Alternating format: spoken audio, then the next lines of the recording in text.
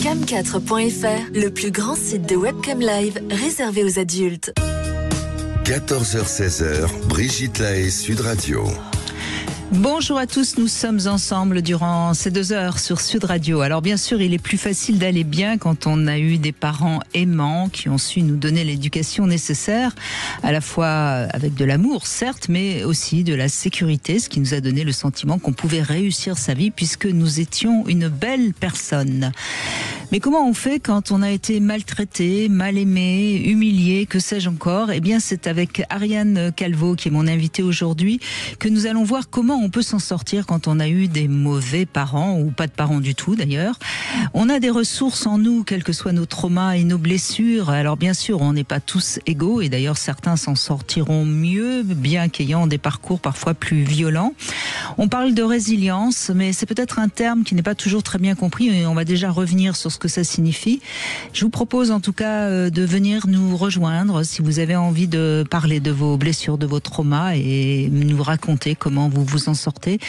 Nous appeler au 0826 300 300. Bonjour Ariane Calvo, merci d'être avec nous. C'est un sujet qui doit bien vous convenir, j'imagine, vous qui travaillez beaucoup sur les blessures d'enfance. Vous êtes également l'autrice de l'autonomie émotionnelle aux éditions Robert Laffont. Oui, c'est quand même plus simple quand on a eu des bons parents, quand même, disons-le.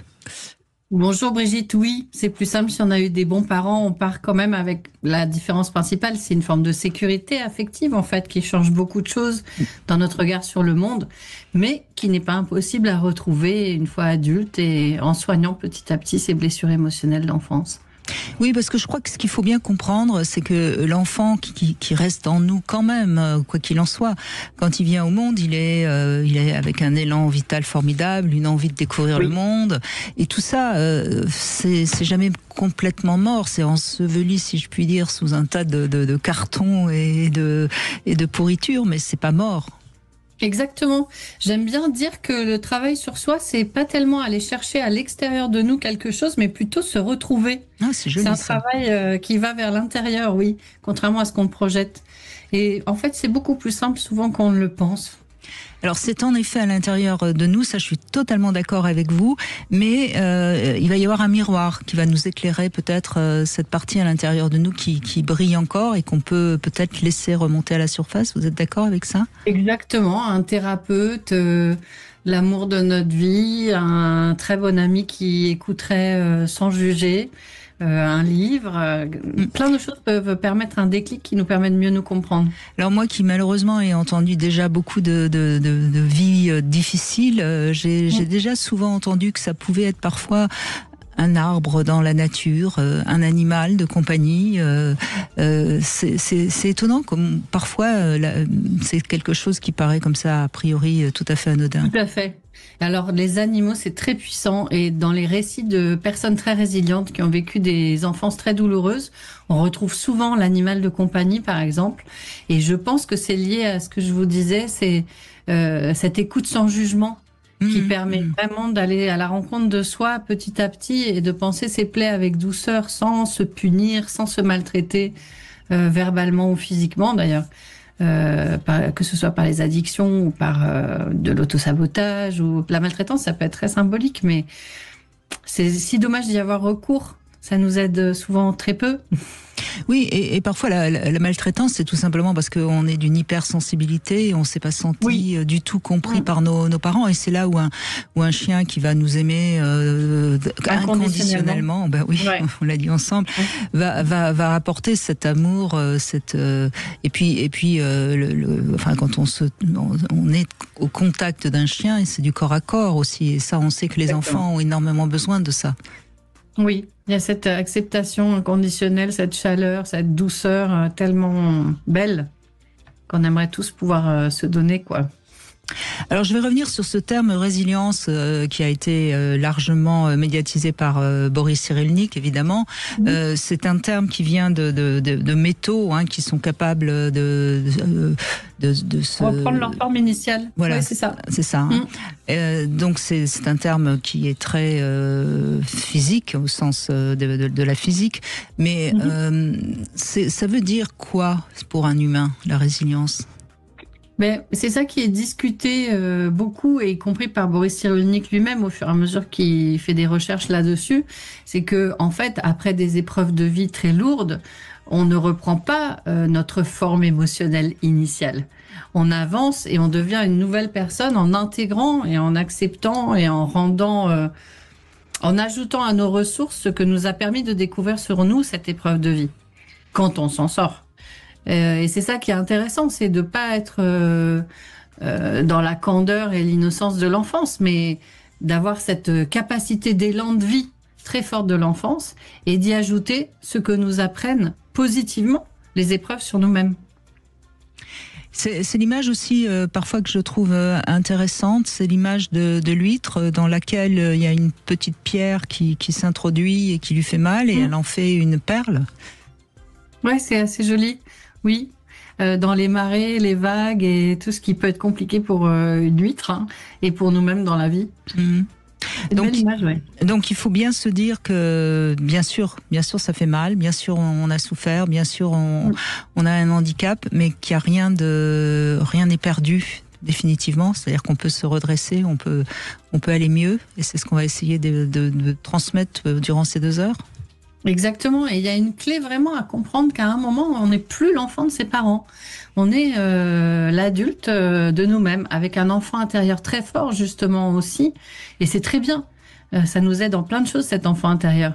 Mais cette dépendance, il faut la couper, parce que sinon on se gâche la vie soi-même. C'est plus nos parents qui nous la gâchent au bout d'un moment. Oui, en tout cas, c'est nous qui restons accrochés à quelque chose qui n'a jamais existé, d'ailleurs souvent, mais qu'on espère quand même retrouver, et c'est pour ça qu'on finit par entretenir une relation qui est toxique. C'est ce que vous voulez dire. Donc, apprendre à se respecter, peut-être, hein, c'est ce qu'on va essayer de faire. Vous pouvez nous rejoindre si vous avez envie de témoigner au 0826 300 300. À tout de suite. Vous voulez parler à Brigitte Lahaie? 0826 300 300. 14h-16h, Brigitte Lahaie, Sud Radio. Ariane Calvo est avec nous, psychologue clinicienne, et on parle justement de nos blessures, comment devenir adulte et arriver à les guérir, ou en tout cas à les cicatriser. Bonjour Florence. Bonjour. Merci d'être avec nous Florence. Donc une enfance difficile? Oui. Oui. Bonjour. Et oui, c'est une enfance difficile avec des parents plus que négligents, et puis aussi des attouchements sexuels, donc très compliqué. Par quelqu'un de la famille, je suppose, ou... Par mes frères. Ouais. Les frères, oui. Et d'ailleurs, ça fait pas très longtemps que j'ai réalisé en fait que ça m'avait beaucoup marqué ces attouchements, et c'était en écoutant une de vos émissions avec Bruno Clavier, oui. Exactement. Ça me fait penser, quand vous disiez tout à l'heure avec les chiens, que il y avait des émotions qui revenaient, et là c'est l'effet que ça m'avait fait. Et donc du coup, après. Mais vous savez, Florence, alors je suis désolée de vous avoir provoqué de la peine et d'avoir réactivé des blessures, mais c'est déjà le premier pas pour aller mieux, c'est de réaliser ce qui fait qu'on va pas bien. Oui, et puis soyez pas désolés, parce que je l'ai pris comme quelque chose de très positif en fait. Et du coup, justement, ça m'a permis d'enclencher et de chercher d'autres choses pour aller mieux, et puis je pense que c'était le moment en fait. Je pense que j'avais occulté parce que j'étais pas prête non plus à. C'est possible, oui. Et donc.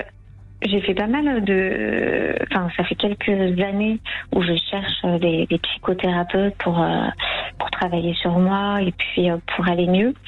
Et je me rends compte que j'ai intégré quand même pas mal de choses au niveau cognitif. Et pour autant, je me sens d'ailleurs pas forcément toujours bien mieux. J'ai des problèmes d'addiction notamment. Et du coup, j'ai commencé il y a peu de temps, ça fait simplement quelques mois, deux thérapies différentes, mais qui sont nouvelles pour moi et qui, je trouve, m'apportent autre chose que la psychothérapie classique. Et donc, du coup, c'est aussi pour ça que je voulais intervenir, parce que j'en entends très peu souvent parler et je trouve que c'est intéressant. Ça s'appelle de l'ICV. Je ne sais pas si ça vous parle. Ça veut dire. Je ne sais pas. Ariane, peut-être, vous connaissez ? Oui, moi je connais bien, oui. Intégration du cycle de la vie, ça veut dire ICV. Ouais, voilà. Exactement. Et du coup, ça permet, vous compléterez parce que moi je vous dis ce que j'en retiens, hein, mais ça permet de travailler en fait, surtout quand on a eu des traumas, de les intégrer dans sa mémoire de façon plus traumatique. Moi c'est ce que j'en comprends et du coup. Exactement. Ça fait passer les souvenirs traumatiques qui sont rangés dans un autre endroit de la mémoire que la mémoire que l'on a des choses qu'on a vécues mais qui n'ont pas d'impact émotionnel grave à cette partie de la mémoire qui est la mémoire épisodique ou chronologique selon les traductions, qui est la mémoire où on a conscience d'avoir vécu des choses mais on a conscience aussi que c'est passé. Alors que les traumas, notre mémoire a jamais digéré, oui. Terminé. Ouais. Et voilà. Et du coup, je suis très contente de commencer ça. Et c'est en cherchant que j'ai trouvé ça parce que j'en ai un petit peu marre de pas avancer. Mais voilà. Donc, je trouve que c'est une approche aussi et qui passe aussi par le corps parce qu'en fait, au niveau processus d'une séance, c'est déjà on va préparer les souvenirs dont on se souvient par année et le thérapeute va relire ces souvenirs et va les répéter et les re-répéter. Et en fait, du coup, d'autres souvenirs aussi remontent et c'est dans ce sens-là où c'est le corps aussi qui est sollicité. De toute façon, là, vous me faites plaisir, Florence, parce que moi, je dis souvent que le problème de certaines thérapies, c'est qu'on parle, mais ça reste au niveau de l'intellect, et il faut que l'émotion et le corps entrent en jeu pour qu'on puisse dépasser ces traumas. Vous êtes d'accord avec ça, j'imagine, Ariane ? Oui, c'est la mémoire du corps qui contient les traumas, spécialement la peau, en fait. On sait maintenant que la peau est un troisième cerveau, après le ventre, qui est un cerveau émotionnel. Et c'est ça qui réactive les traumas dans des situations qu'on sent presque vibratoirement. C'est pas tellement notre cerveau qui réactive le trauma dans une situation qui nous semble dangereuse. C'est vraiment le ventre et la peau. Ben non, parce que si c'était intellectuel le trauma, on dirait de toute façon maintenant je suis une grande fille, je suis capable de me défendre, Florence. Tandis que le trauma, c'est la petite fille que vous étiez qui a été abusée par ses frères et qui ne pouvait pas se défendre. Ouais. Et après, je vous entends parler de la peau, du coup, j'ai beaucoup de problèmes d'eczéma. Non, comme c'est curieux. Quand ils seront partis, je serai contente. Quand vous irez mieux, ça partira. Oui. Et puis. Mais sur un plan symbolique, quand on y réfléchit bien, la peau, c'est ce qui nous protège du monde extérieur et qui nous protège intérieurement. Donc c'est vraiment le lien entre soi et les autres. Et quand Ariane Calvo en début d'émission nous disait c'est à l'intérieur de soi qu'il faut réparer. C'est assez intéressant parce que si vous réparez vraiment, votre peau elle ira certainement mieux. Oui, j'en suis convaincue. Voilà, et puis en deuxième ressource que j'utilise aussi, et c'est assez récent aussi, c'est de l'hypnose humaniste, que je trouve aussi très intéressante d'un point de vue de travail sur l'inconscient et je sais pas si je dois plus expliquer ou pas, mais travailler des problématiques un peu plus particulières et ciblées et de les travailler. Alors en hypnose humaniste, on n'est pas dans le même état de conscience qu'en hypnose tout court. On est quand même conscient. Je ne sais pas trop comment le traduire, mais en tout cas, c'est très intéressant et je me rends compte que ça agit dans mes rêves, par exemple, qui changent. Et donc, je vois aussi les effets que ça peut avoir. Oui, je vous laisse réagir sur l'hypnose, justement, Ariane. Oui, moi j'aime beaucoup l'hypnose humaniste qui est très différente de l'hypnose ericksonienne parce que j'ai l'impression que ça va plus en profondeur et puis surtout parce qu'on évite l'écueil un peu discutable, disons, de l'hypnose ericksonienne qui est une sorte quand même de manipulation consentie, mais manipulation quand même. Et moi, j'aime l'autonomie des patients, j'aime l'autonomie de tout le monde d'ailleurs, et j'aime qu'on s'approprie tous ces outils de la façon qui nous convient le mieux à nous, quand on est patient, à soi, parce que je trouve que c'est la meilleure façon d'avancer dans la vie, en conscience, en choix, en décision libre, en réflexion, voilà, avec soi-même, avec nos propres valeurs. Ouais. Oui, c'est exactement ça, parce que du coup, on a quand même, je vois que pendant les séances, je peux modifier le discours qui est fait ou le compléter. D'accord. Pour que ça ait du sens pour moi. Et du coup, on n'est pas que, en effet, sujet d'écoute et d'intégration. Ouais. On est aussi acteur. En tout cas, Florence, votre témoignage, merci parce que ça montre bien, pour commencer cette émission, que il faut avoir envie d'aller mieux, il faut se prendre en main, et puis après, il faut trouver, en effet, les outils. Et alors là, c'est évidemment, on parle de personnes, de thérapies qui vont fonctionner, et il faut, comme vous, de temps en temps, quand on a l'impression qu'on n'avance pas, je crois qu'il faut aller regarder, se retourner, regarder derrière soi et se rendre compte qu'on a déjà fait un bon bout de chemin, non ? Oui. Non, mais c'est important parce que je crois que le travail sur soi, c'est pas linéaire. Ça fonctionne par paliers. Il y a des moments où on a l'impression justement qu'on n'avance pas, puis tout d'un coup, hop, on marche, on fait une grande marche, et puis par moments on a l'impression qu'on stagne à nouveau. Mais c'est normal, hein. Non, j'ai conscience en tout cas d'avoir avancé.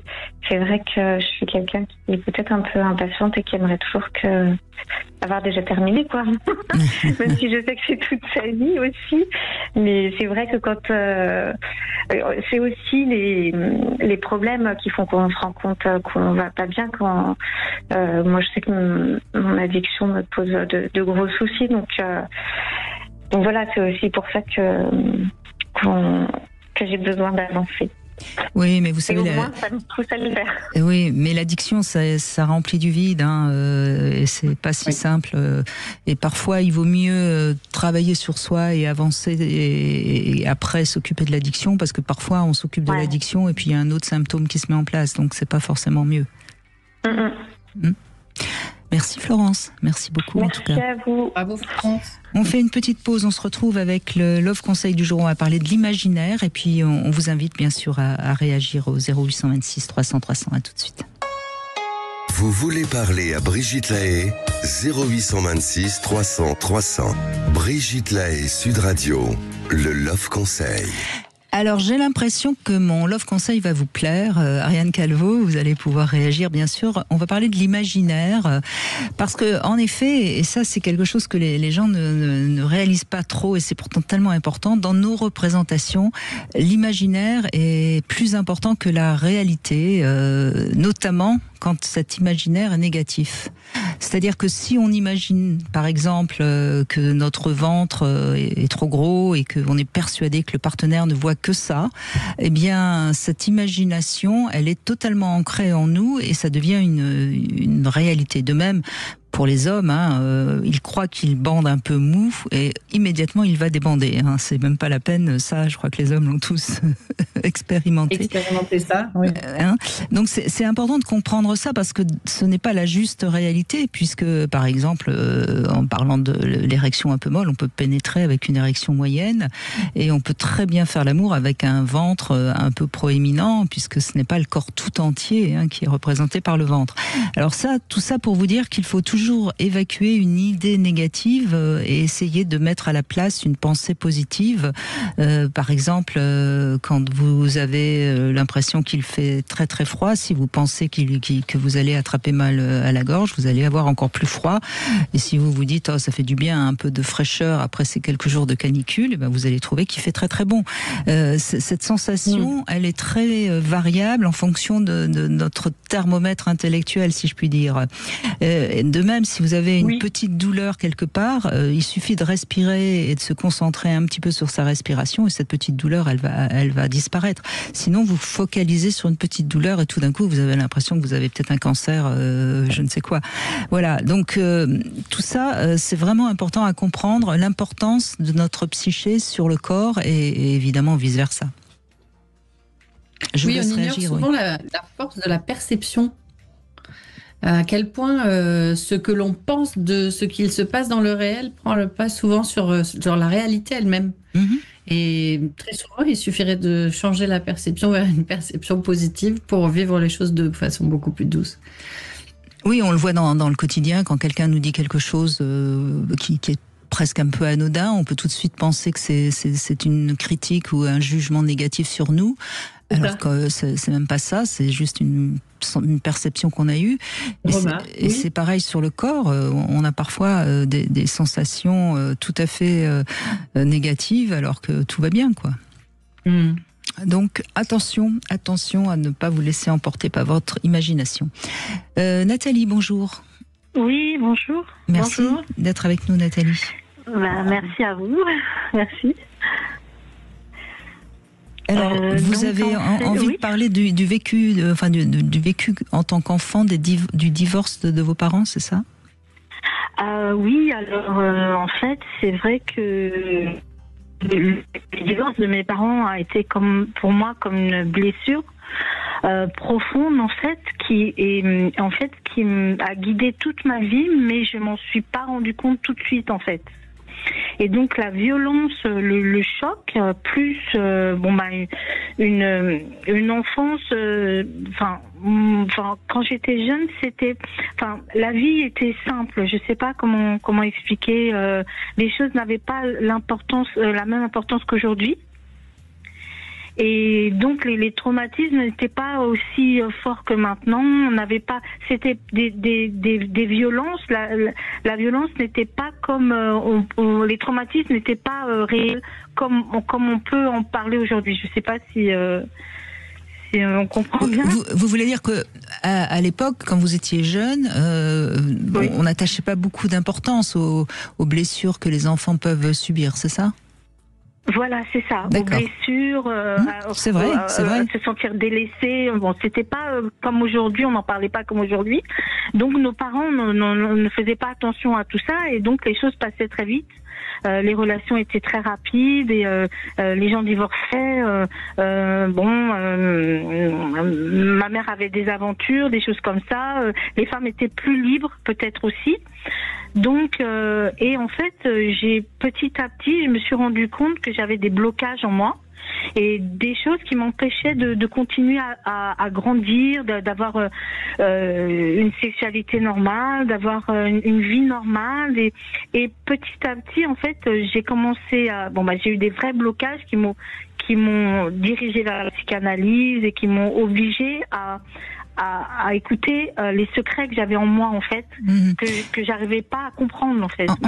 Je crois, si je comprends bien ce que vous dites, et j'essaye de le formaliser pour que tout le monde comprenne votre témoignage, Nathalie.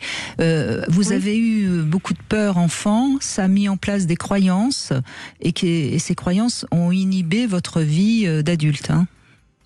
Oui, complètement. C'est-à-dire, on changeait, en fait, comme si ça avait changé la carte de ma personne, quoi. C'est-à-dire, j'avais j'avais envie de faire beaucoup de choses, et petit à petit, ma vie est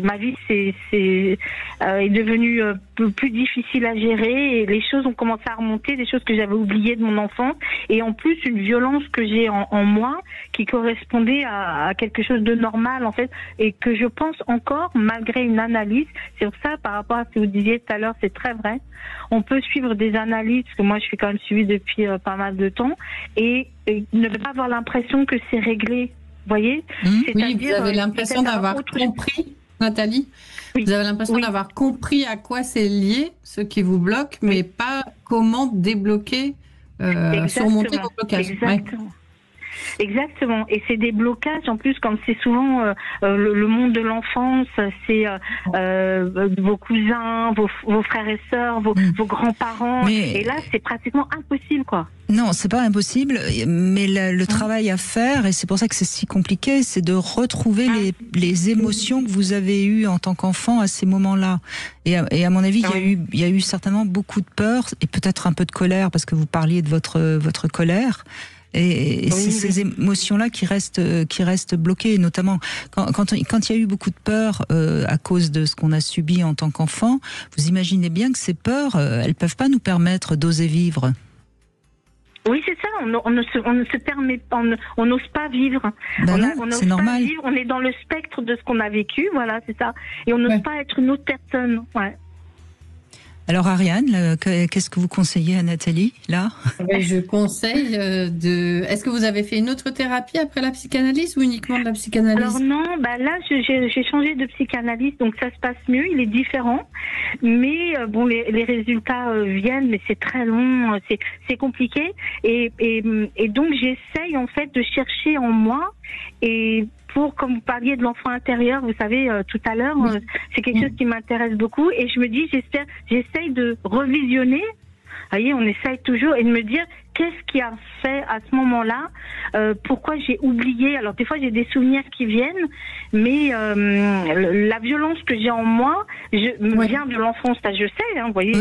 Est-ce que la colère refoulée en fait probablement. Est-ce que vous avez essayé de regarder des photos de vous, d'enfants justement ? J'arrive pas. Ouais, je reconnais même pas. Je me reconnais pas en fait. J'arrive pas à. J'ai l'impression que c'est une autre vie, quoi. Oui, mais c'est intéressant parce que ça montre bien qu'il y a quelque chose de complètement cadenassé. Et pourtant, il faut aller. Vous avez intégré. Il faut y aller pourtant pour pouvoir vous en libérer. Il faut aller voir ce que vous avez, ce que le corps a ressenti, ce que émotionnellement vous avez ressenti. Exactement. Ce qui serait important, c'est d'aller voir un thérapeute spécialisé en psychotraumatisme pour que vous puissiez aller révéler, conscientiser les blessures que vous avez vécues, mais avec quelqu'un qui va s'occuper de les retraiter en même temps. C'est-à-dire qui va chercher à dissocier. Oui, l'origine de la peur, de vos peurs actuelles, pour que vous puissiez dépasser ces fonctionnements-là qui sont ancrés et complètement inconscients.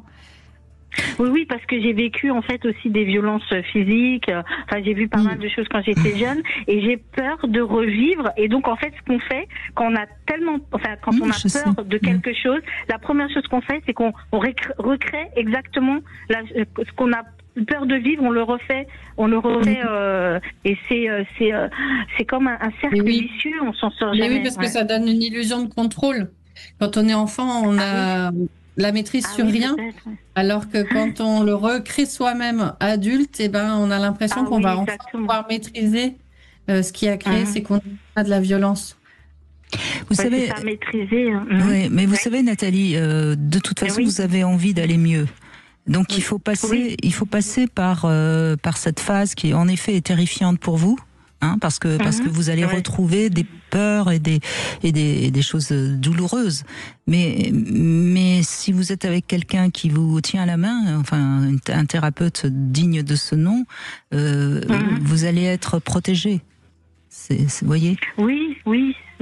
Donc mais je peur. La peur vient de la violence. En fait, vous avez l'impression, je sais pas si c'est comme un film d'horreur, vous avez l'impression que votre vie s'est passée là-bas et que vous êtes juste une image en fait. Voyez, et c'est cet électrochoc que j'arrive pas que vous me parlez, j'arrive pas à le faire en fait. Vous avez essayé par l'art-thérapie, par exemple, de dessiner, d'écrire, de sculpter, pourquoi pas aller jouer des trucs de comédienne sur des trucs de amateurs, vous voyez, par exemple. Oui, j'ai essayé. Oui, j'ai essayé, bien sûr, j'ai essayé parce que j'ai besoin de projeter aussi, vous voyez. Donc j'ai essayé et en fait, ça m'a bien plu, mais j'ai été rattrapée par le côté psychiatrique, en fait. Je sais pas si vous comprenez, c'est-à-dire le côté maladie psychiatrique, qui est quelque chose en moi qui va pas, en fait. C'est ça qui m'a rattrapée. Est-ce qu'on pourrait dire que vous auriez peur de tomber dans la folie? Non, la peur, je pense. C'est pas une peur, je pense que c'est quelque chose qui est en moi toujours, et me dire à un moment, j'ai raté le coche, quoi. En fait, j'ai pas. Alors, je crois qu'en effet, la psychanalyse, elle était absolument pas indiquée pour vous, en tout cas. Oui, parce que vous êtes resté dans le mental à turbiner quelque chose sans en trouver l'issue. Là, il faudrait dans vraiment... la punition, surtout. Dans la punition, j'ai l'impression d'être... Parce que ça vous laisse tourner en rond dans une sensation d'abandon que vous avez déjà vécue probablement, que vous connaissez par cœur. Oui. Et là, il faut que vous puissiez aller avec un thérapeute presque qui vous tienne par la main pour aller descendre dans le traumatisme, comprendre comment ça s'est passé et le soigner. Alors il y a une autre piste aussi. Moi, j'avais assisté à des thérapies de groupe de Étienne Jalin qui étaient assez étonnantes, où en effet des personnes qui sont vraiment dans la peur et qui sont effrayées, qui dans le groupe pouvaient se sentir un peu en sécurité. C'est aussi une piste. Ah oui, peut-être une thérapie de groupe. Je sais que j'ai fait des séances de relaxation, de yoga, de sophrologie. Ça m'intéresse beaucoup, bien sûr. Même un peu la voyance, des choses comme ça, pour essayer de trouver, comme la jeune fille aussi parlait avant d'addiction. Oui, mais là je parle vraiment de thérapie de groupe avec quelqu'un de solide, qui gère justement quand quelqu'un vrille un peu pour que la personne puisse se sentir en sécurité. Parce que c'est ça dont vous avez besoin. Vous avez besoin de pouvoir lâcher, mais pour ça, il faut que vous ayez quelqu'un avec qui vous vous sentez vraiment en sécurité, vous voyez. Oui, mais il y a un moment, vous y croyez plus trop, c'est ça qui est triste, et vous vous dites, je vais faire quelque chose moi-même pour pouvoir remédier à ça. C'est moi-même, je vais trouver mon médicament, mon remède, et je vais m'en sortir toute seule parce que la manière, on va dire entre guillemets, les analyses, tout ça. Ouais. Oui, mais j'entends bien, mais parce que vraiment la psychanalyse, c'était vraiment pas pour vous. Vous vous êtes retrouvés. Et là, si vous vous sentez bien dans le groupe, ça vaut le coup d'essayer, Oui, c'est vrai, parce que j'ai peur des autres, j'ai très très peur du regard des autres. Vous allez vous jeter au feu, mais il y aura le pompier sera là. Oui, c'est vrai. Bon, mais je vais essayer.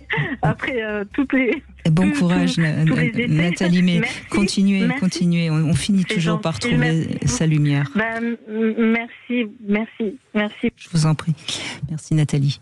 On fait une petite pause, Ariane Calvo, et on continue avec vous, bien sûr, sur Sud Radio 0826 300 300. À tout de suite. .fr, le plus grand site de webcam live réservé aux adultes. 14h-16h, Brigitte Lahaie, Sud Radio. Et on continue grâce à Ariane Calvo à vous aider à vous découvrir, à découvrir les forces qui sont en vous, que la force soit avec vous. C'est un petit peu le slogan de cette émission, Ariane Calvo, parce qu'elle est là quand même, la force vitale en chacun de nous. Quoi qu'on en dise. C'est très puissant d'ailleurs. Et d'ailleurs, il faut presque une force vitale pour se suicider. Ça peut paraître fou ce que je dis, mais quelque part c'est vrai aussi. Parce que ce qu'on oublie souvent, c'est que lorsqu'on se suicide, c'est pas qu'on veut mourir, c'est qu'on ne veut plus vivre. Ce qui n'est pas tout à fait la même chose. Et qu'on ne veut pas peser sur les autres. Moi, je sais qu'une des phrases qui m'inquiète le plus, c'est quand les gens commencent à dire qu'ils se sentent être un fardeau pour tout le monde et que les gens seraient mieux sans eux. Et c'est là qu'il y a le danger extrême de suicide, effectivement. C'est parfois utile de rappeler des évidences pourtant, mais qui ne sont pas souvent dites. Carole, bonjour, merci d'être avec nous. Oui, bonjour, je suis là. Oui. Vous êtes là? Super. Oui. Eh bien, on vous écoute, allez-y. Donc j'entendais le témoignage précédent, en fait, sur le fait d'être un petit peu accro à l'indépendance. C'est un peu ça, l'indépendance affective, en fait, d'avoir du mal à se à vivre pour soi et être vraiment indépendant pour soi-même. Et je pense que c'est le cas, quand on a été, quand on a vécu avec des parents qui étaient comme ça, qui étaient pas du tout indépendants. Ils étaient dépendants l'un de l'autre, très toxiques, quoi. Et je pense qu'on est formaté à ça. Donc on revit plus ou moins les mêmes choses. Alors vous dites deux choses qui sont quand même pas forcément liées, c'est-à-dire vous aviez un couple de parents très fusionnels, mais qui étaient dans une fusion toxique, si je comprends bien. Ouais, quand je dis fusion, enfin c'est pas trop fusion, c'est qu'ils étaient jaloux l'un de l'autre et en même temps ils se supportaient pas. Ils n'arrivaient pas à vivre ensemble correctement, mais en même temps il y avait pas d'issue pour se séparer. Oui, on appelle ça codépendance maintenant, les relations comme ça très toxiques où il y a une espèce de dépendance mutuelle et en même temps une forme d'hostilité. Ce qui se passe, c'est que en fait, c'est comme si on demandait inconsciemment à l'autre de réparer nos traumas et comme l'autre n'est ni là pour ça ni ne sait le faire, on lui en veut de ne pas faire ce qu'on voudrait qu'il fasse. Et du coup, ça donne ces couples-là qui ne peuvent pas arrêter d'être hostiles l'un avec l'autre, mais en même temps qui sont incapables de défusionner. C'est ça. C'était que ne pars pas, parce que si tu pars, si tu pars, je te tue. C'est pas possible. C'est pas possible que tu partes avec les enfants, que je perde ma maison, que j'ai payé moi-même. C'est même pas envisageable. Et vous entendiez ce genre de discours, j'imagine? Pratiquement tous les jours. Oui. Donc un jour sur 3, mais non, mais même une fois par semaine, c'est pour un enfant, c'est traumatique. Et après, après il y avait la violence. Donc il y avait la violence verbale et la violence physique. Avec le médecin qui venait pour coudre ma mère. Enfin, on a eu des séances un peu vraiment traumatisantes. Vous voyez, quoi. C'était récurrent chez eux. Donc ma mère, elle est sabotée moralement. Donc moralement, elle le rabaissait tout le temps et c'était tout le temps des insultes, enfin des reproches. Et puis lui, c'était violent, quoi. C'est difficile, un enfant, de se construire avec deux parents qui se méprisent et qui se blessent et s'humilient l'un l'autre. Parce que du coup, l'exemple du couple qu'on a est terrible. Oui, surtout que le papa était violent et la maman alcoolique, donc ça faisait deux choses dans le foyer qui étaient quand même dures à vivre. Et c'était à peu près à l'âge de 7-8 ans, je me souviens plus, j'étais au primaire, que ma mère, elle se confiait beaucoup à une voisine, pas à tout le monde d'ailleurs, elle se confiait à tout le monde, et puis une voisine qui était un petit peu impactée par ce qui se passait et qui m'avait dit, mais la dernière, là, si elle a peur, elle peut venir chez moi, je lui ouvrirai la porte.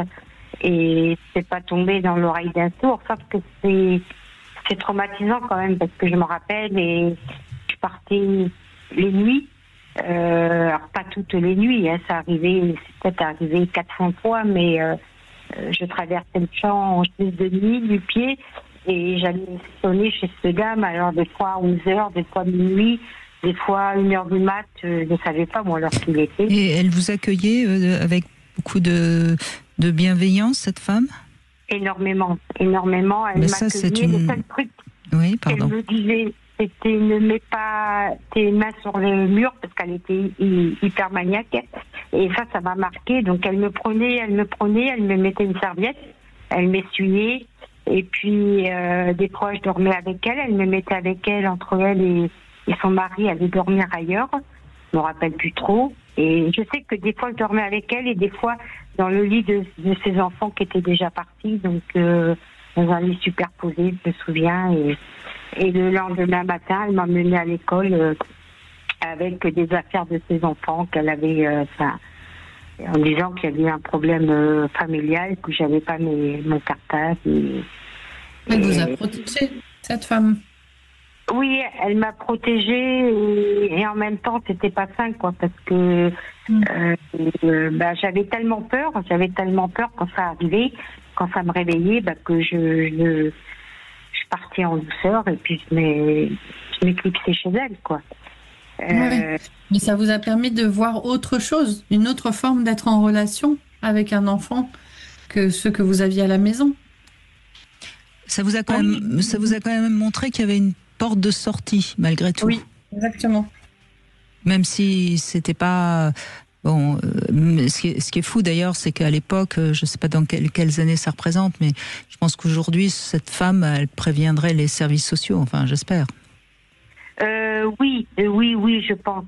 Bon, après, il y a eu une enquête quand j'ai fait une demande pour partir en foyer, mais là, c'était à l'adolescence, hein, j'avais 15-16 ans. Donc là, il y a eu une enquête de fait, mais quand on était petit, je sais pas du tout s'il y a eu des voilà, si les services sociaux ont été avertis. Vous êtes né en quelle année, Carole? 71. Oui, mais c'est pas si tard que ça. C'était donc en 78. En 78, déjà, on avait quand même une notion de ce que c'était que l'enfance maltraitée. Mais bon, vous étiez à la campagne, visiblement, donc c'était peut-être plus compliqué.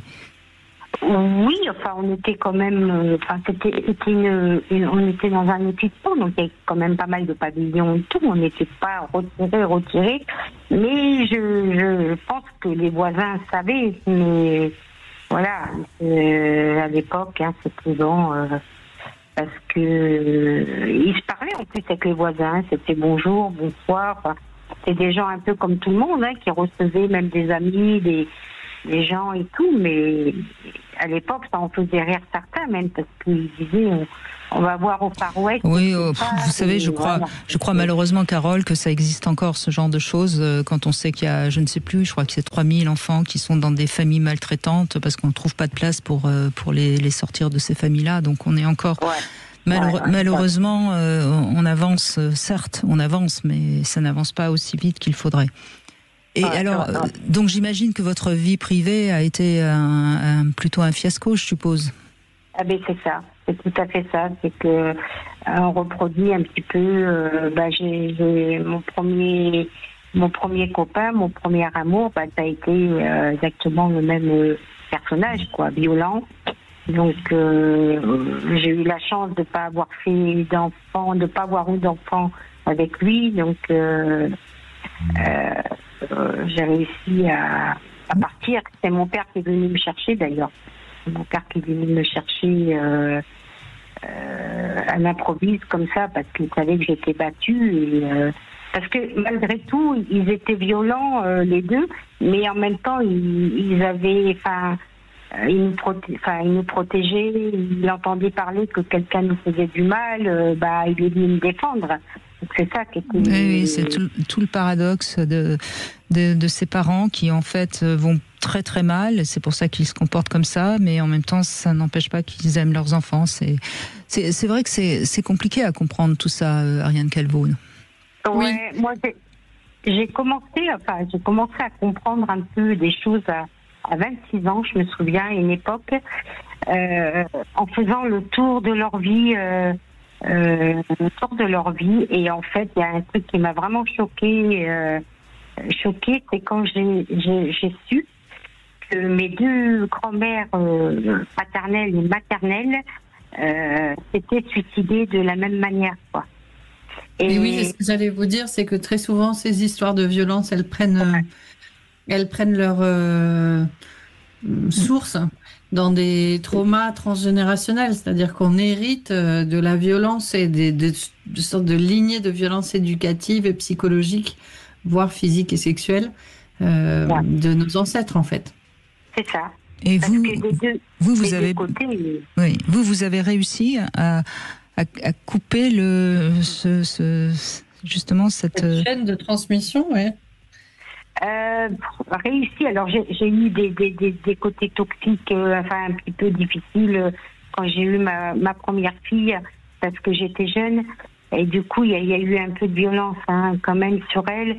Mais vu que j'étais avec une famille, mon père était tout à fait normal et dans une famille où il n'y avait pas de problème à ce niveau-là, ça m'a permis de me cadrer. Et puis j'ai été très vite sous antidépresseur, très très vite.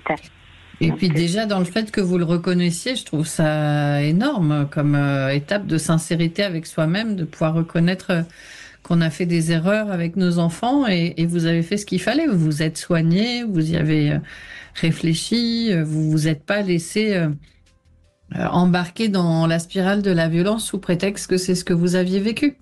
Ce qui est déjà un premier pas qu'il faut reconnaître, Carole.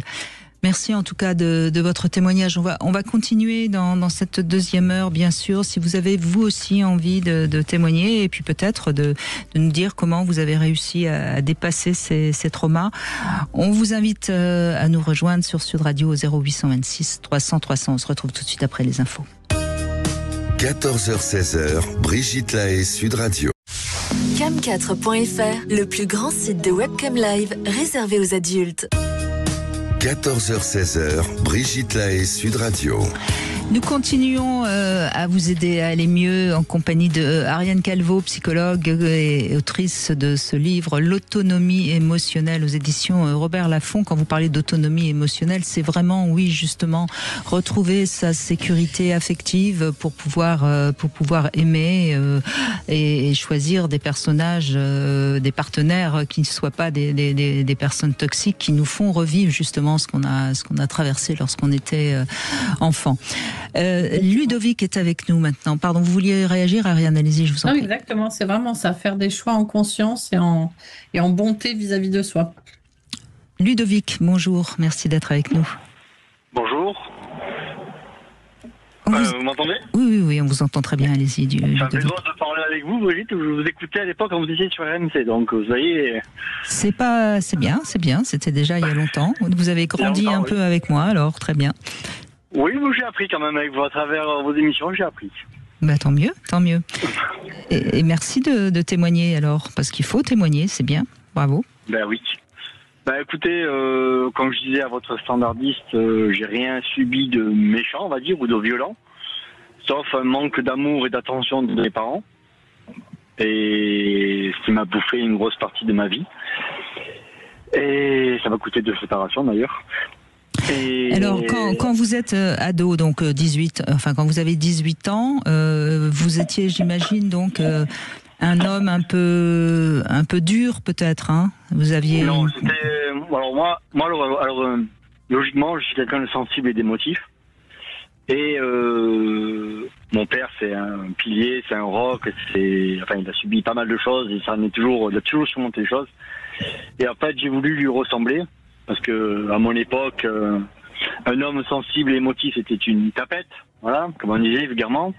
Donc j'ai voulu tout faire pour lui ressembler, mais en fait je me suis créé une carapace qui n'était pas moi. C'est ça, oui. Voilà, et qui m'a valu 2 séparations. Après j'ai appris donc lors de ma 2e séparation que en fait, on va dire la colère que j'avais envers ma mère. Parce que mes parents sont séparés, j'avais 8 ans. La colère que j'avais envers ma mère, j'ai répertorié sur mes 2 ex-femmes à partir du moment où elles sont devenues mamans. Oui, après, vous avez compris pas mal de choses. Et pourquoi vous étiez en colère contre votre mère? Parce que ma mère, elle s'est pas occupée de moi, elle m'a mal vécu la séparation, c'était dépression, tentative de suicide, j'ai même failli partir de la maison parce que je la supportais plus. Mon grand frère, il est parti de la maison, enfin bon, c'était invivable, elle continue de toute façon à être toujours invivable. J'en ai beaucoup voulu. Est-ce qu'on pourrait dire que d'une certaine manière vous la méprisiez, mais plutôt que de la mépriser, c'est passé sous forme de colère? Mépriser, j'avais la colère, oui, envers ma mère. Je sais pas si c'est du mépris. J'avais la colère, mais j'avais pas conscience aussi de ce qu'elle avait vécu avant. Bien sûr, bien sûr, mais en tant qu'enfant, on peut pas. Enfin, vous étiez en manque de son amour, donc vous étiez en colère contre elle, et en même temps. C'est surtout que excusez-moi de couper. Surtout que la communication des traumas, tout ça, on parle pas très peu. Je fais partie, malheureusement, mes parents sont nés juste après la guerre, donc c'était très dur. Donc, comme beaucoup de gens de ma génération, j'ai l'impression, c'est une période très dure. Et on parle pas des choses de trauma, de machin, de mal-être. On doit surmonter ça. Et ma mère, j'ai appris. Donc en fait, moi, j'ai fait un travail sur moi depuis presque 6 ans. En discutant avec ma mère, j'ai compris pourquoi elle agit de la sorte envers moi. Parce que ce qu'elle a subi elle-même a fait reproduire la même chose, quoi. Et ça vous ennuie de nous dire ce qu'elle avait subi, votre mère ? Elle a eu un accident grave, elle a eu des attouchements familiaux, elle a eu des gros traumas. En plus, en 90, j'ai perdu mon frère cadet, donc ça a détruit la famille. Oui. Donc, voilà. Moi, je suis le dernier d'une fratrie de trois frères, et on a perdu le frère du milieu d'un accident de moto. Donc déjà que nous n'étions pas très famille, mais ça dissout la famille complètement. De toute façon, c'est le drame absolu pour une mère de perdre. Oui, voilà. Mais voilà, j'ai pardonné à ma mère, j'ai fait un travail sur moi. Je vous dis franchement, j'ai commencé par la spiritualité. On m'a mis en main dans des gens qui m'ont permis de comprendre beaucoup de choses sur moi-même, sur ma vie.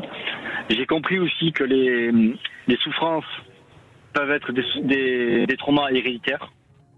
Oui. On peut subir des souffrances sans les comprendre parce que ça vient de nos parents ou de nos grands-parents. Ça se répète.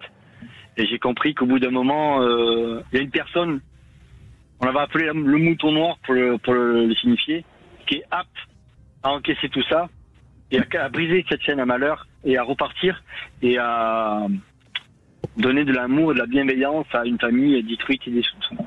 C'est intéressant ce que vous dites, Ludovic, parce qu'en effet, la spiritualité, quand ce sont des gens qui ne sont pas des gourous, ça sème des petites graines qui permettent de rebondir, de réfléchir et puis d'aller mieux.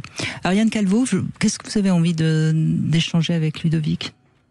Mais je trouve ça intéressant, cette compréhension fine de cette chaîne de transmission dont on parlait tout à l'heure, où on hérite d'une certaine façon des traumas de ses parents et de ses grands-parents.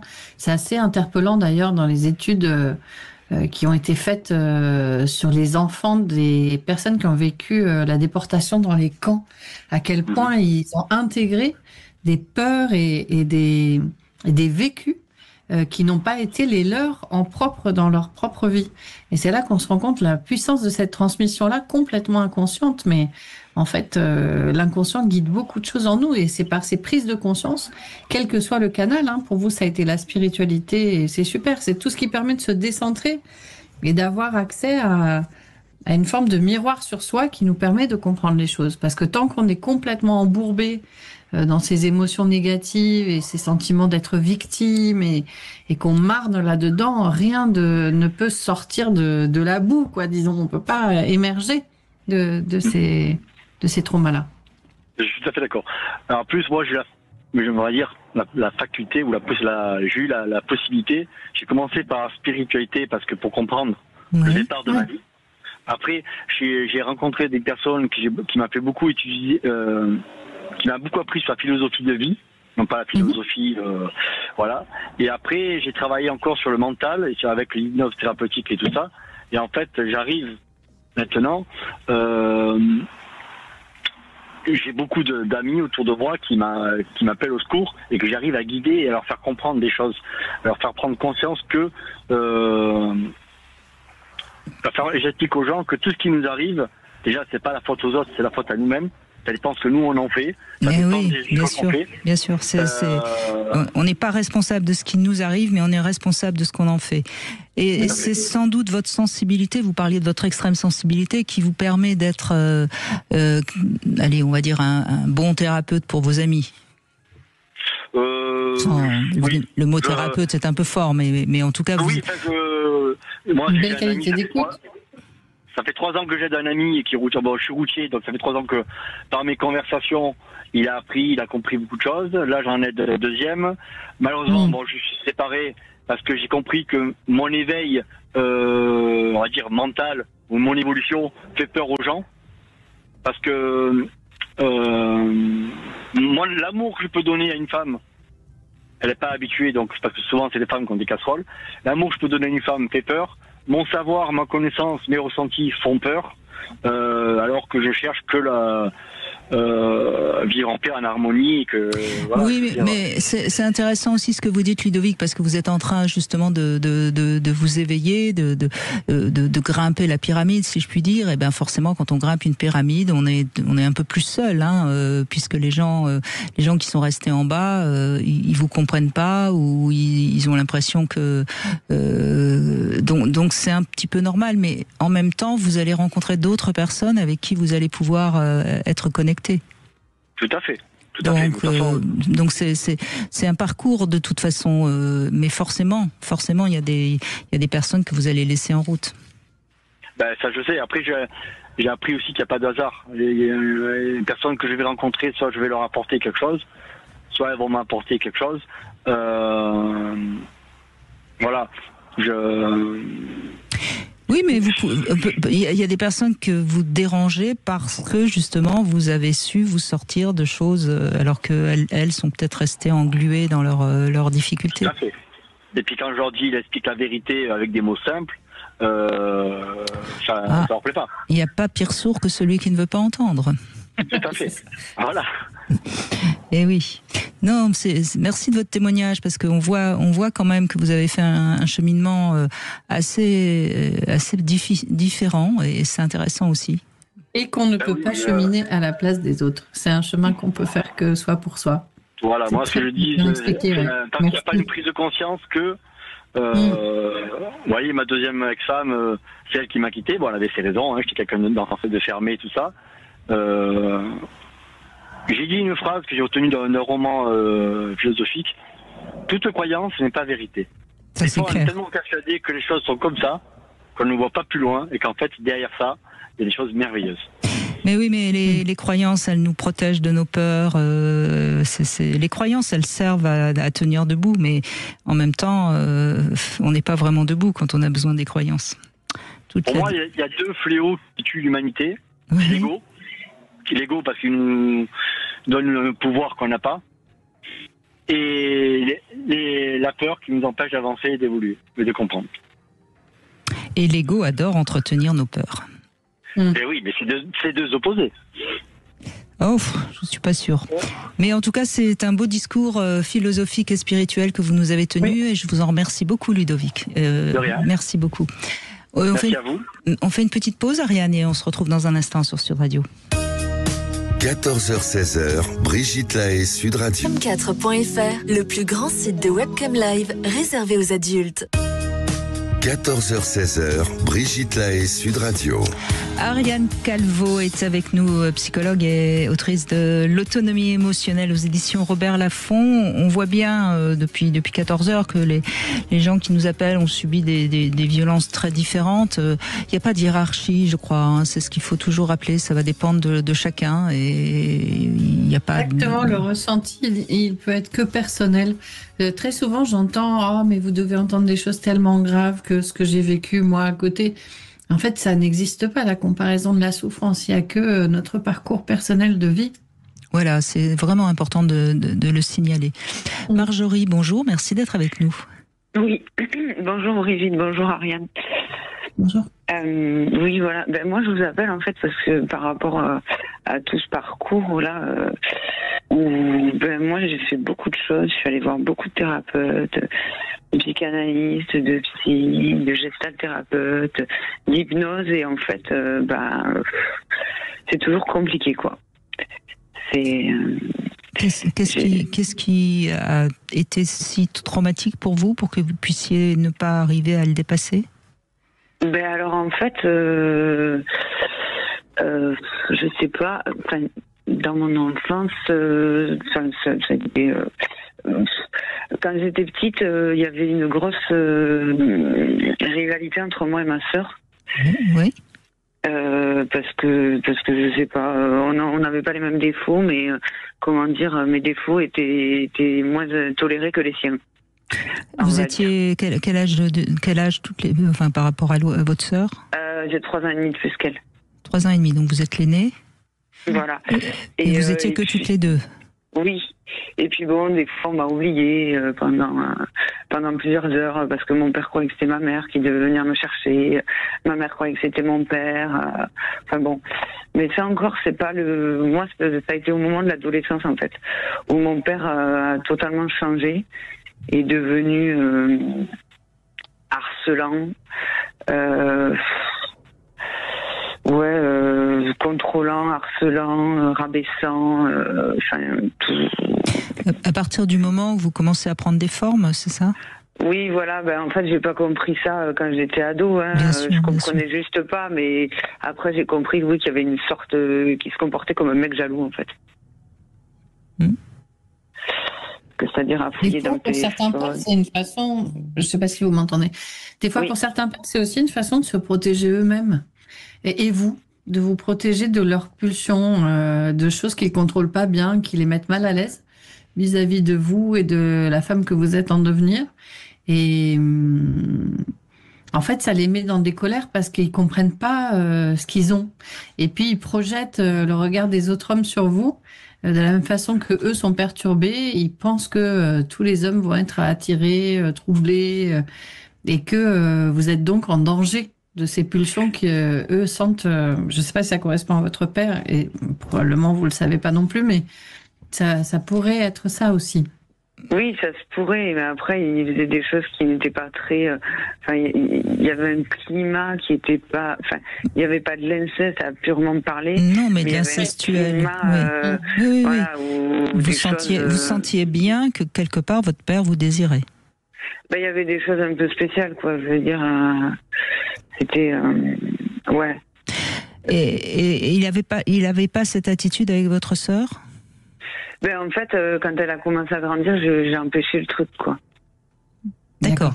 Je me suis débrouillée pour que ce soit moi qui l'embête, quoi. Donc vous avez protégé votre sœur malgré une rivalité qui était pourtant déjà très en place. Oui, mais bon, c'était ma sœur, quoi. Mais vous savez, Marjorie, il y a une chose qui est importante à comprendre, c'est que vous avez eu votre sœur. Enfin, votre mère a eu votre sœur, pardon, quand vous aviez 3 ans et demi. Donc, c'est quand même un âge très, très délicat. C'est-à-dire 3 ans et demi, on commence presque à s'autonomiser, si je puis dire. Et tout d'un coup, il y a quelqu'un qui vous vole votre maman. Oui. Et si ça n'a pas été suffisamment bien expliqué à vous, c'est possible que ça ait déjà créé un premier trauma. Oui, c'est très possible. C'est vrai que j'ai été très jalouse de ma sœur pendant très longtemps, quoi. Oui, mais si vous voulez, c'est l'enfant que vous étiez. Vous n'avez pas à vous sentir coupable de ça. Oui. Et puis, est-ce que ça crée des rivalités avec les femmes dans votre vie? Alors, moi, je suis pas... ça pourrait créer des rivalités, mais pas moi. C'est les femmes qui se posent en rival avec vous? Oui. Alors c'est possible que sans vous en rendre compte, vous le provoquez. Peut-être. C'est possible. Je ne sais pas. Non, mais je ne sais pas non plus, mais c'est possible. C'est possible pour justement arriver à dépasser ça. C'est possible qu'il y ait quelque chose de cet ordre-là. Oui, parce que la rivalité, comme la haine, l'amour et toutes ces émotions, elles se jouent à deux, en fait. Oui, c'est sûr. Et c'est vrai que moi, j'ai été très mal il y a une dizaine d'années où j'arrive pas trop à reprendre le dessus parce que à ce moment-là, j'étais je fréquentais un homme qui ne voulait pas être avec moi en couple. Mais on était comme un couple, sauf qu'il voulait pas être en couple. Et donc, du coup, il m'a trompé, sans me tromper, puisqu'on n'était pas ensemble. Je sais pas si vous voyez ce que je veux dire. Si, bien sûr. Et en fait, à ce moment-là, c'est vrai que ça m'a sauté un peu aux yeux parce que toutes les femmes avec qui il a fait ça, elles avaient toutes un prénom qui commençait par la même lettre que le prénom de ma sœur. Donc je me suis dit que ça pouvait être lié et c'est vrai que depuis, ça fait 10 ans et je suis un peu en errance, quoi. Vous êtes dans quelle relation avec votre sœur aujourd'hui ? Alors ça a été très dur à ce moment-là, justement, parce qu'elle est tombée enceinte. Et moi, c'est à ce moment-là où je me suis écroulée. Donc il y a eu un gros conflit. Parce qu'elle a changé, parce que j'ai changé. Et donc ça a été dur pendant des années. Et aujourd'hui, ça va un peu mieux, mais c'est pas encore ça, quoi. Parce qu'avant, on était plutôt proches et on s'était jamais disputés, quoi, en fait. Mais vous vous êtes jamais rien dit non plus de ce qui vous opposait ou de ce qui avait été difficile entre vous ? Si, après, on en a parlé, justement, on en a parlé au fur et à mesure. Un jour, on en a parlé parce que moi, j'en pouvais plus. Et donc, voilà, je lui ai dit... Elle avait pensé que je m'étais écroulée parce que j'étais jalouse qu'elle soit enceinte, alors que ça n'avait rien à voir. En tout cas, je pense pas. Et puis elle a énormément changé. Elle est devenue beaucoup plus autoritaire, beaucoup plus stricte, beaucoup plus. Son caractère est devenu assez dur, quoi. Et en plus, au moment moi où j'étais au fond du seau, elle n'était pas là. Oui, mais Marjorie, on voit bien, je ne sais pas quel âge vous avez, mais vous êtes une grande adulte maintenant. Et on voit bien que cette relation avec votre sœur, elle est toujours sur le même plan que quand vous étiez petite, voyez ? Oui. Donc moi je crois que soit toutes les deux aller faire une thérapie ensemble pour essayer de dénouer ce qui vous lie, ce qui vous relie, parce que visiblement vous n'arrivez pas à couper, alors que quelque part vous pourriez très bien ne plus du tout voir votre sœur et ne même plus avoir besoin d'en parler si elle a été si toxique. Et je crois qu'il y a un lien à la fois d'amour et de haine que vous avez pour votre sœur qui vous pourrit la vie. Oui, c'est sûr. Oui. Donc ça c'est déjà peut-être la première chose, parce que vous l'avez quand même protégée de votre père, vous l'avez certainement beaucoup maternée quand vous étiez toute petite, puisqu'elle avait 4 ans de moins que vous. Donc vous voyez, vous l'avez certainement aimée presque comme une fille, j'ai envie de dire. Et en même temps, vous l'avez certainement détestée parce que votre mère visiblement était plus proche d'elle. Vous voyez, tout ça c'est très très ambivalent. Et c'est vrai que parfois, Ariane Calvo, les relations ambivalentes sont encore plus difficiles à se dénouer. Complètement. C'est pour ça que je me demandais si vous étiez dit les choses, ce qui était négatif aussi. Et ce que j'entends, c'est que c'est difficile pour l'une et l'autre de recevoir à quel point vous avez été blessés. L'une par l'autre, c'est comme si vous attendiez toutes les deux que l'autre fasse le pas. Moi, je trouve... moi, j'ai essayé plusieurs fois d'entamer une discussion en lui disant ce qui m'avait blessée. Parce qu'au final, c'est surtout moi qui ai été blessée. Elle a été... Et peut-être elle dirait le contraire, non ? Vous savez pas, là, vous interprétez pour elle, là, vous savez, Marjorie. Sûrement qu'elle dirait le contraire. Mais en tout cas, un jour, on a eu vraiment une grosse discussion énorme où moi, je lui ai dit, parce que bon, en gros, elle me reproche de lui faire des reproches. Et moi, je lui reproche les trucs que je reproche. Et donc, je lui ai dit, écoute, peut-être qu'on pourrait essayer de trouver un mot... banal du genre orange quand on trouve que l'autre exagère et essayer de faire un effort par rapport à là-dessus. Et sur le coup, elle m'a regardée, elle m'a dit non mais n'importe quoi, c'est complètement débile et tout. Et malgré tout, après cette conversation, ça s'est quand même amélioré et ça va mieux. Et oui, parce que c'est comme si vous aviez proposé de repartir à zéro un peu. Ok. On arrête cette espèce de cercle vicieux de je te reproche et tu me reproches que je te reproche. Et on se dit, bon, ça y est, le passé, on le laisse dans le passé et on essaie de construire autre chose ensemble. Et je pense que c'est ça qui irait dans la bonne direction. Oui, je pense qu'il y a certainement des choses à vous dire. Ce que vous pouvez faire déjà dans un premier temps, Marjorie, ça coûte rien. Vous écrivez une lettre que vous n'allez pas lui envoyer, mais dans laquelle vous pouvez écrire tout ce que vous avez à lui reprocher. Et ensuite, vous laissez décanter et vous regardez tous les reproches que vous avez à lui faire et vous essayez d'analyser si c'est possible d'en parler avec elle ou si c'est pas possible et qu'est-ce qu'il y a de vraiment vrai dans tout ça. Je pense que ça va déjà vous soulager le cœur parce que je crois qu'il y a vraiment, mais je pense qu'il y a vraiment quelque chose qui est pas du tout dénoué avec votre sœur et c'est par là qu'il faut commencer. On fait une petite pause, on se retrouve avec le Sexo Conseil et on continue bien sûr avec Ariane Calvo qui est avec nous. Alors j'ai choisi un Sexo Conseil qui peut peut-être être intéressant avec le thème d'aujourd'hui. Ariane Calvo, je vais parler des jeux de rôle qu'on peut faire avec son ou sa partenaire et l'intérêt du jeu de rôle, c'est que ça nous permet de jouer à être quelqu'un d'autre et parfois ça peut lever justement des inhibitions, des blocages, des peurs. Et ce qui est intéressant quand on fait ce jeu de rôle, c'est de mettre des tenues, d'utiliser des accessoires pour nous aider réellement à rentrer dans le personnage. Alors on peut prendre n'importe quoi. Hein. Si on est une infirmière, on peut prendre un thermomètre. Si on est une captive, on a des cordes. Enfin bref, l'institutrice, elle peut avoir des lunettes, des crayons. C'est vraiment important parce que si on a plus on va se déguiser en quelque sorte, plus on va pouvoir rentrer dans le personnage. Donc vous pourriez aussi, par exemple, ça c'est très simple à faire, vous imaginez que vous venez de vous rencontrer sur Internet, que vous vous êtes donné un premier rendez-vous, donc vous savez rien de l'autre, et vous pouvez totalement vous inventer un personnage, vous voyez, et puis vous pouvez être quelqu'un de totalement à l'opposé de ce que vous êtes, et ça peut être assez drôle. Je trouve ça génial. Même à celui ou celle qu'on est vraiment, c'est génial parce que c'est tellement important de se redécouvrir quand on est un couple, surtout quand on est ensemble depuis longtemps. Je trouve ça super.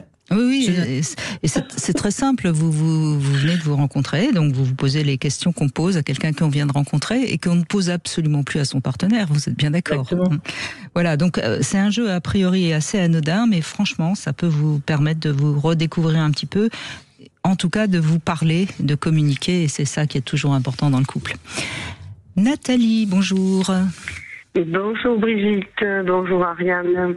Bonjour. Alors, moi, je voulais intervenir pour vous parler un petit peu de mon enfance, surtout puisque ça a commencé très tôt même in utero, on va dire. Moi, j'ai été conçue et rejetée en suivant, puisque il y avait déjà ma sœur qui était là depuis 11 mois. Malheureusement, non, même pas. Je suis arrivée quand elle avait 11 mois, donc quand maman est tombée enceinte de moi, elle avait 2 mois. Oui, oui. Le fameux retour de couche. Le fameux retour de couche, exactement. Donc, déjà, on va dire, ma sœur n'était pas forcément non plus choisie, puisqu'elle avait 20 ans, maman, à l'époque. Et voilà, donc, mais elle l'a accueillie, mais moi, c'était pas hors de question. Et puis, je suis arrivée très différente de ma sœur, et physiquement, et sur d'autres points. En tout cas, je correspondais pas aux critères que ma mère attendait, donc ça a été le rejet encore plus fort après la naissance et j'ai grandi en étant comparée constamment à ma sœur et dans un environnement toxique et violent physiquement et en parole, quoi. Donc ça a été une enfance très particulière où je crois que je me suis jamais vraiment trouvée à ma place. Alors ma sœur était quand même finalement un chouchou quelque part. Hein.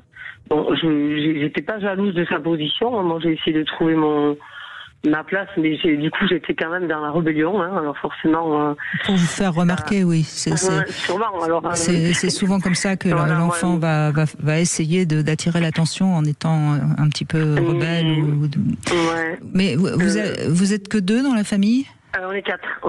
Il y a eu après 3 ans après moi, il y a eu un garçon et après une fille qui est arrivée 10 ans et demi après moi. Donc après le garçon, ça fait à peu près 7 ans. Ouais.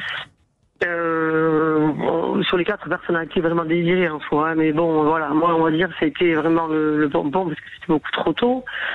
Le problème c'est que le fait de pas trouver cette place, bon moi j'ai grandi en me disant que j'étais une sale gosse, hein, que ma mère avait raison d'être comme ça avec moi, que c'était ma faute. C'est une manière, en tant qu'enfant, c'est une manière de se protéger, puisque si on se met pas, on se donne pas sa responsabilité, on peut pas comprendre pourquoi notre maman nous aime pas. C'est parce que je suis pas bien. Je pense, oui, tout à fait, oui.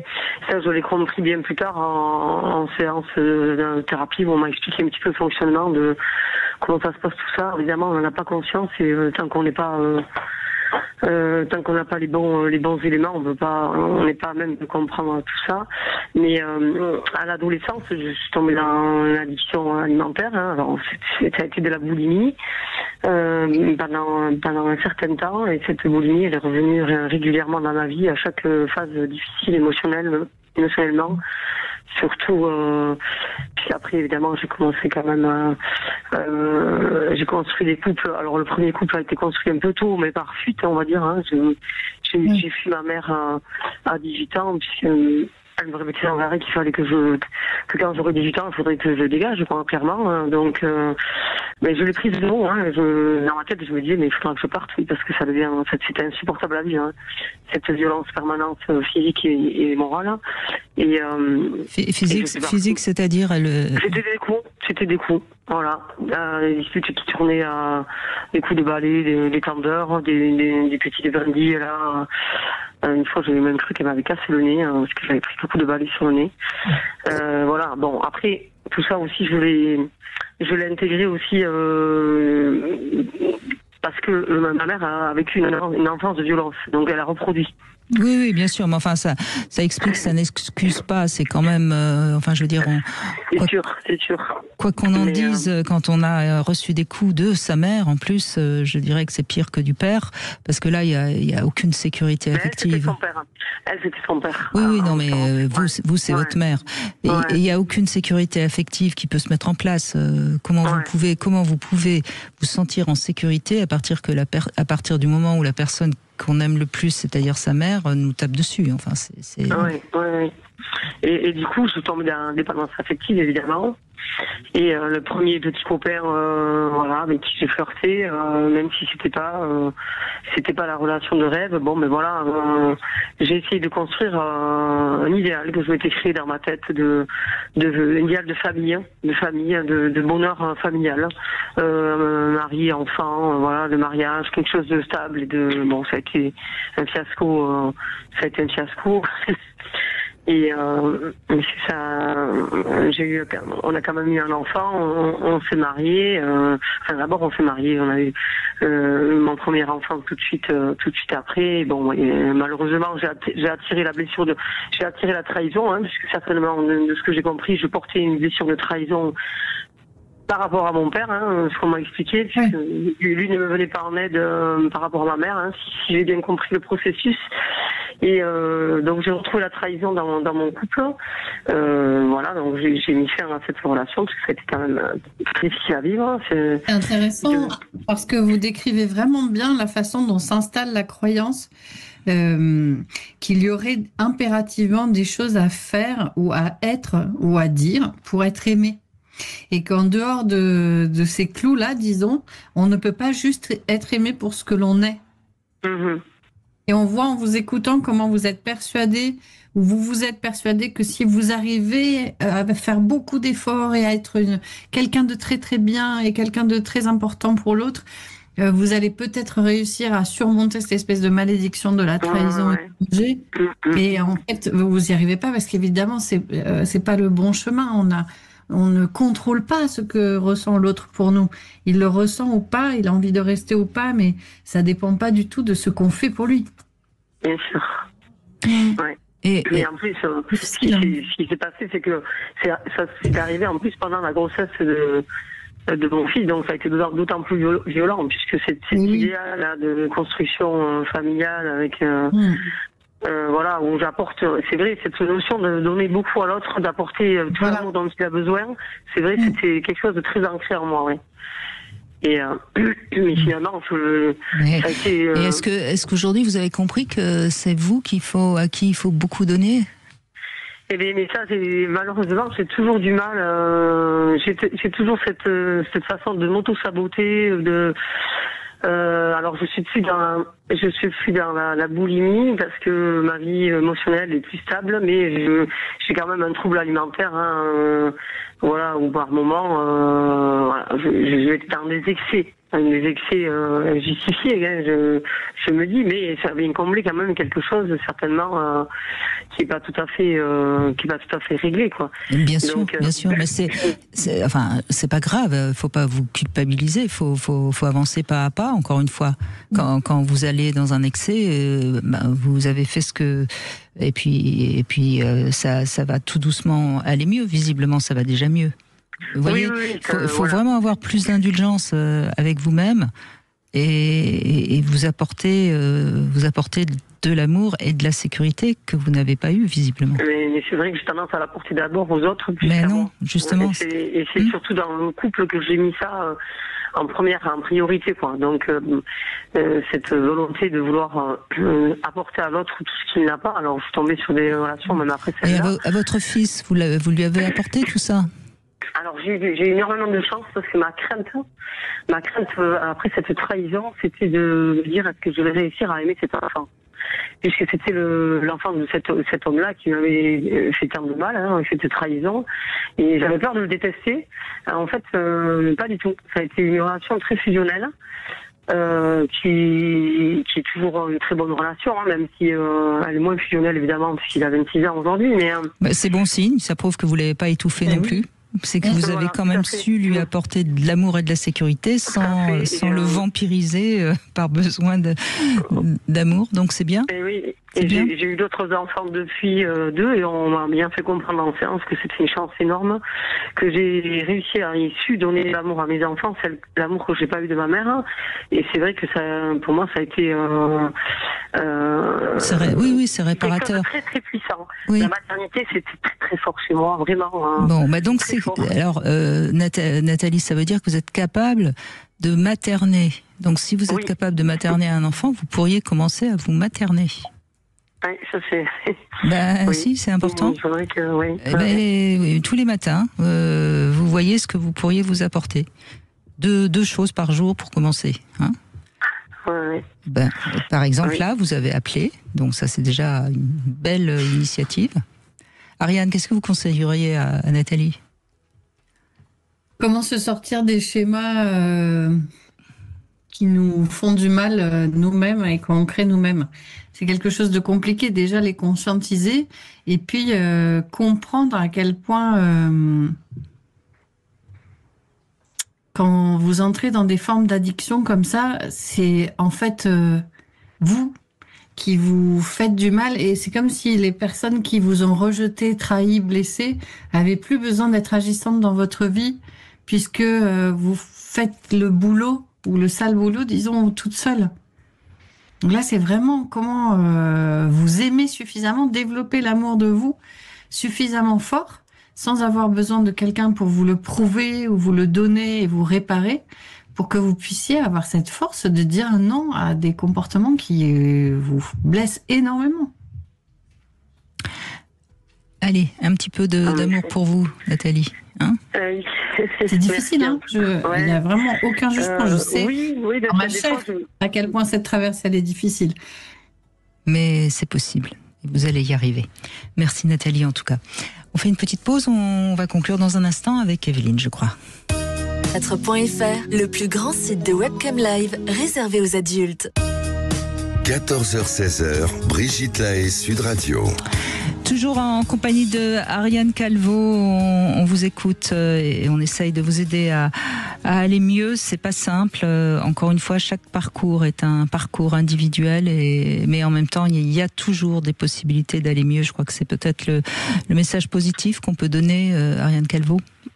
Exactement, je suis très interpellée par tous les témoignages qui vont vraiment dans ce sens, une appropriation de son histoire, un cheminement courageux et puis des avancées. Alors c'est toujours trop lent hein, quand on a envie d'aller beaucoup mieux, mais on peut pas imaginer que des fonctionnements aussi ancrés après des années d'éducation et d'enfance puissent disparaître en quelques mois. Ça, c'est pas possible. D'autant que ce qui se passe durant l'enfance, ça s'imprègne beaucoup profondément, hein, donc c'est plus compliqué encore Exactement. Les années d'apprentissage de vie, c'est vraiment des choses qu'on garde très longtemps et puis qui deviennent de l'ordre du réflexe. C'est pour ça que c'est si difficile à débusquer. Evelyne est avec nous. Merci de prendre la parole. Evelyne, bonjour. Bonjour, mesdames. Donc, vous vous reconnaissez dans le thème du jour, je crois. Hein. Oui, Evelyne. Evelyne, vous êtes avec nous ? Oui. Oui. On vous entend pas. On vous entend plus. Je vous entends. Bon, et ben allez-y, on vous écoute. Oui, je vous disais qu'aujourd'hui, j'ai 67 ans, donc je dirais que j'ai fermé le livre de cette période, et parce qu'il faut se rendre compte qu'à un moment, on est des victimes et non des coupables. C'est pas nous qui faisons la situation, c'est un rejet pour X raisons.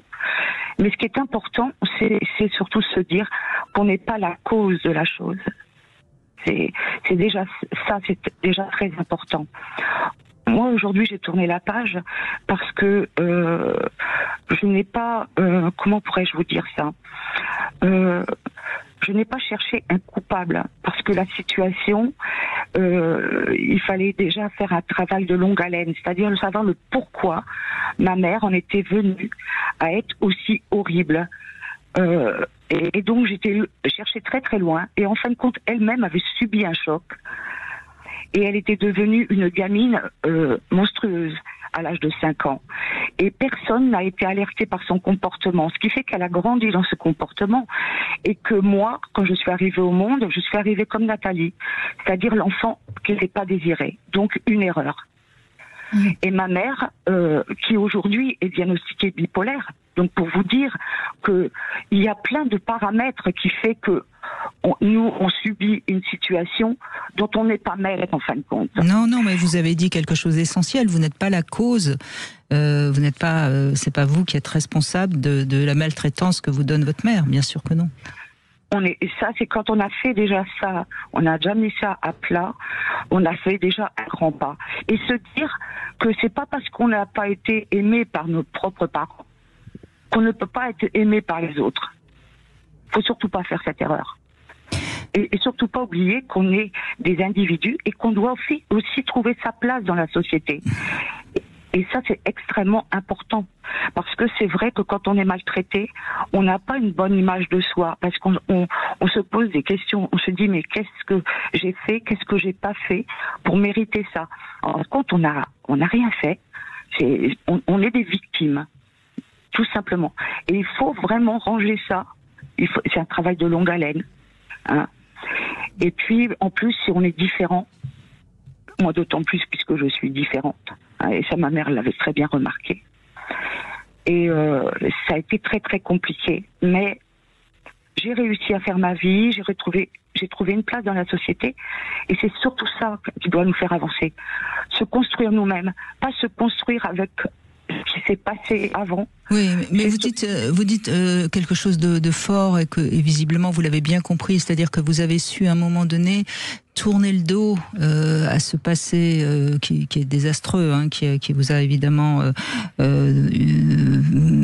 pas donné confiance en vous et n'a pas aidé. Ça m'a brisé, m'a brisé une partie de ma vie. Oui, et ça n'aide pas à penser qu'on a de la valeur, hein, quand on n'est pas aimé et admiré par nos parents. Mais vous avez compris qu'il faut tourner la page et qu'il faut avancer soi-même et oser par petits pas de se donner de la valeur. Oui. Tout est possible. Ça ne doit absolument pas être cette maltraitance qui doit conduire notre avenir. Ça, il faut vraiment rejeter cette chose.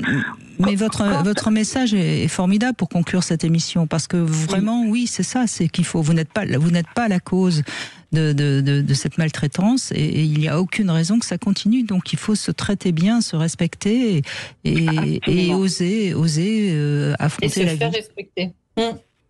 Oui, et puis se dire que on n'est pas moins ni plus que les autres. On est des individus à part entière et on doit trouver notre place dans la société, quel que soit ce qu'on a traversé. Et on doit se construire à travers ça.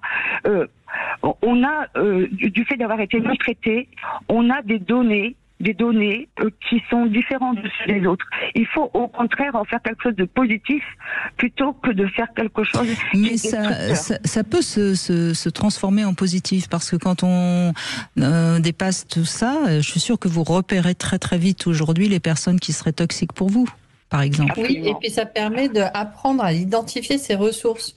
Quand on doit surmonter une épreuve, on s'appuie sur ce en quoi on est le plus compétent, disons. Donc une fois qu'on a identifié ça, on peut le reproduire à l'infini, c'est merveilleux. Absolument, alors c'est tristement... c'est pour ça que je voulais amener quelque chose de positif en disant que oui, on est des enfants maltraités, oui, on est des victimes, mais oui, on est capable de se construire un avenir apaisant et avoir une vie amoureuse, avoir une vie familiale. On est tous capables de ça. Et on n'est pas des victimes à vie, on peut devenir des acteurs de sa vie et non plus des victimes. Bah, écoutez, merci beaucoup Evelyne, parce que je crois qu'on pouvait pas mieux conclure qu'Evelyne, Ariane Calvo, franchement. Ça fait du bien, oui, vraiment. Oui. Et c'est comme ça qu'on va conclure. Moi, j'ai rien envie d'ajouter. Je crois qu'Evelyne a tout dit. Et merci Ariane Calvo. Je rappelle que vous êtes l'autrice de ce livre, L'autonomie émotionnelle. C'est aux éditions Robert Laffont. C'est un livre qui permet de mieux identifier ses émotions, de mieux comprendre comment on peut comprendre sa colère, et toutes les émotions, évidemment. Merci Ariane. On vous retrouve la semaine prochaine dans notre dernière émission de la saison, où je ferai intervenir nos différents invités récurrents. Tout de suite, vous retrouvez Alexandre Delevanne pour C'est votre avenir, et demain on se posera la question: est-ce que nous sommes normales, avec Samuel Doc. Sud Radio, votre avis fait la différence.